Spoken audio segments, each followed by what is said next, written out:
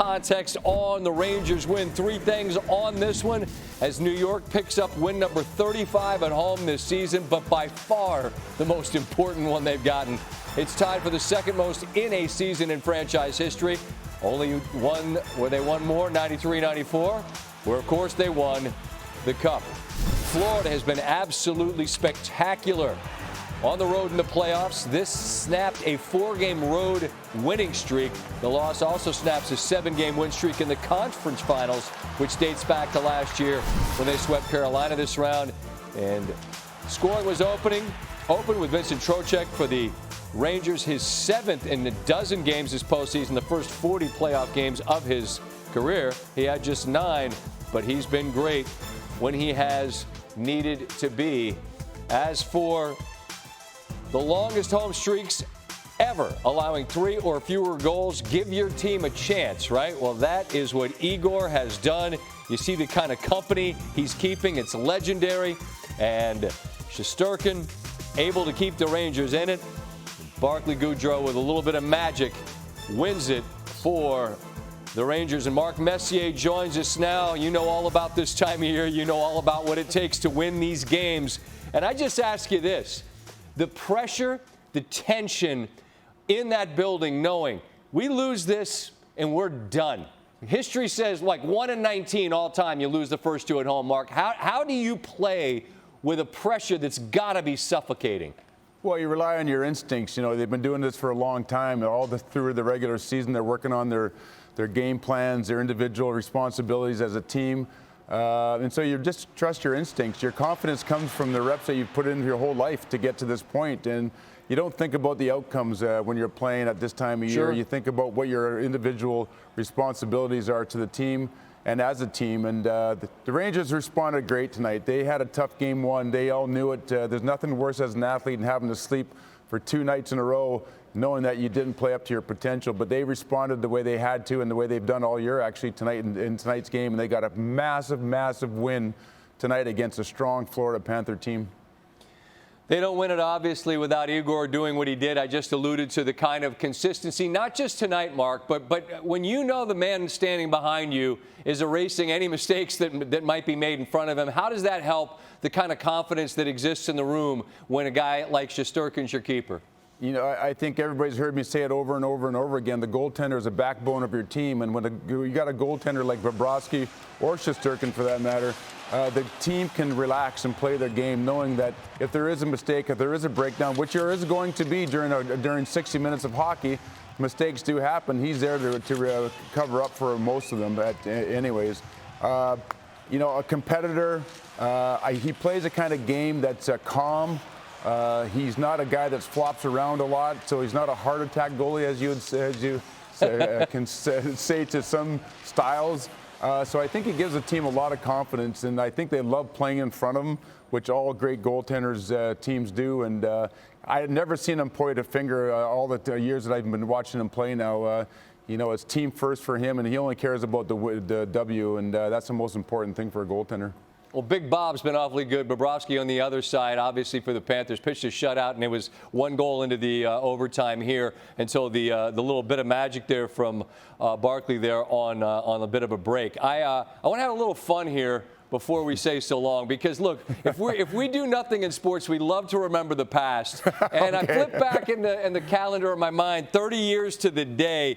You made a famous guarantee. You said you're going to win. You hung a little hat trick on the Devils, and then, of course, we know what happens in Game 7, and, of course, we know what happened in June 14th, I believe it was, as you told me when you were on with me a couple of weeks ago. I'm not asking you to make a guarantee mess necessarily of what we'll see the rest of this series, because you're not on the ice to impact it as you were back when you made this famous guarantee. But well, you're right, Scott. It's always nice to be able to do something about it if you are going to make a guarantee. But as far as going forward in the series, I think we're going to see a lot more of what we saw tonight. I think this is the kind of game we expected in Game 1. The Rangers had a tough night, so the game was kind of a little bit lopsided, even though the score didn't show it. But this was a game that really was a war of attrition in ways. It was tough. Every inch of ice was battle. It was a battle for. Both teams are really skilled, but you can see where the skilled players don't have a lot of room to break free. This is going to get down to you know, the technical part of the game, the structure of the teams, not making mistakes. At this time of year, if you're out 2 feet out of position, you're out a mile. So, and the way both goaltenders are playing, you can expect a lot more of what we saw tonight going forward in this series. Hey, Vincent, Scott, can you hear me? I can hear you. Oh, can it's you hear great! Me? There we go. All right. I had you, then you lost me. Now we're together again.